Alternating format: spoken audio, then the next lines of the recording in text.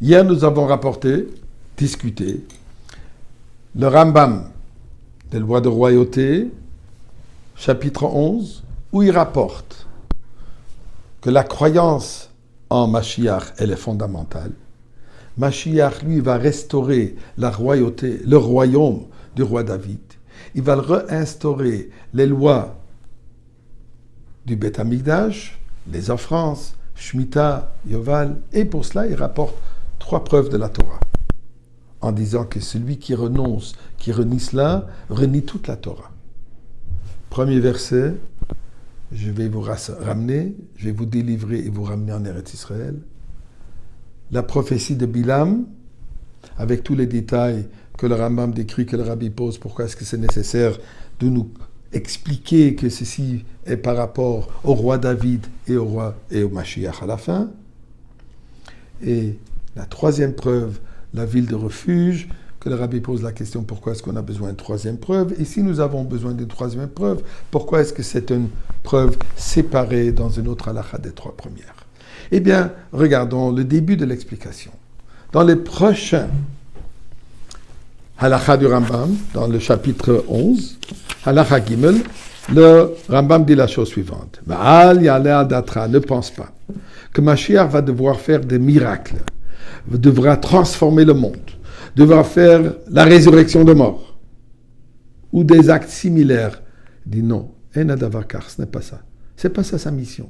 Preuve, Rabbi Akiva, lui, il avait considéré Bar Korva comme Mashiach, même qu'il n'a fait aucune de ces événements miraculeux.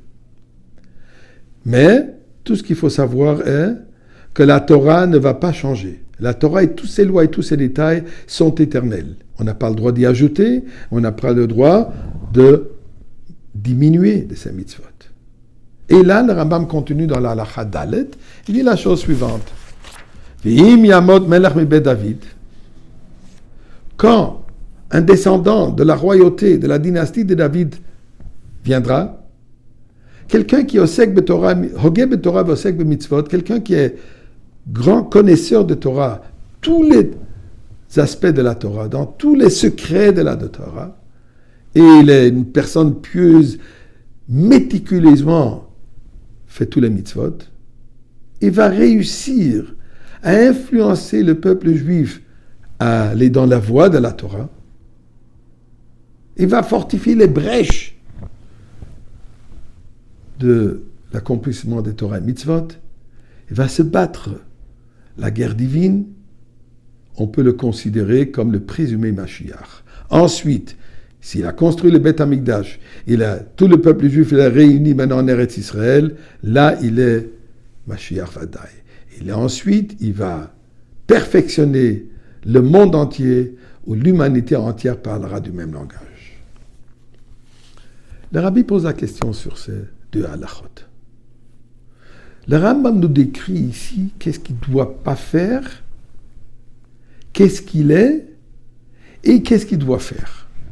Donc, il ne doit pas faire des miracles, il doit être une personne extraordinaire dans la connaissance de la Torah et dans la pratique des mitzvot, et il doit construire le Beth Amikdash et ramener le peuple juif en Eretz Israël, et ensuite perfectionner l'humanité entière. Pourquoi est-ce que le Rambam ne décrit pas un peu plus la personnalité, les qualités, les grandeurs de Mashiach, comme il décrit ailleurs, qui sera un prophète comme Karov le Moshe Rabbeinu, qui sera Chacham, supérieur à Shlomo HaMelech, que son jugement du peuple sera par la prophétie divine, l'influence divine. Pourquoi il ne marque que quelques détails qui principalement est quoi? L'étude de la Torah, la pratique de la mitzvot, et il va nous aider à la perfectionner. Eh bien, nous aider, explique le Rabbi. Ceci se trouve complètement à la fin de son œuvre principale, le Yad HaChazaka, dans laquelle il a énuméré, discuté de la Torah entière avec tous ses détails. Eh bien, nous dit le Rambam à la conclusion de l'étude de la Torah et des mitzvot. Qu'est-ce que nous attendons avec tout cela?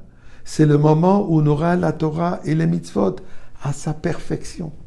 On pourra faire toutes les mitzvot, puisque présentement dans le Galout, On manque le Beth Amikdash, on manque la royauté, on manque tous les halachot qui sont les halachot, les lois agriculture d'Eretz Israël.